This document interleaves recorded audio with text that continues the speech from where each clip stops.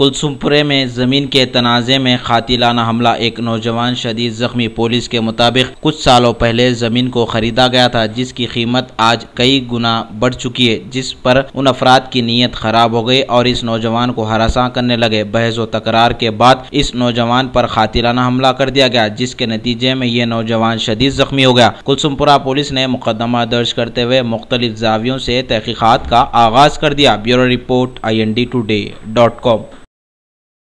आज शाम में कंप्लेंट दी है। Shahnawaz Ali Khan son of Abbas Ali Khan, age 28 years है, रेजिडेंट ऑफ टोली मॉस्क। आज शाम में अराउंड अबाउट 3:30 शाम में इवनिंग 3:30 के समय पर ये दस्तगिरी पाशा, आसिफुद्दीन, सोहेल, ये तीनों मिलके आमिर को लकड़ी लेके मारे।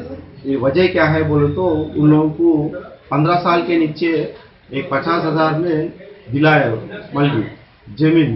वो जमीन आज रेट हो गया 2 लाख डिमांड कर रहा बोल के ये सिलसिला एक 15 दिन से चला। बीच में कल भी दुकान बंद, तो आज दुकान ओपन है। तो दस्तगिरी पाशा और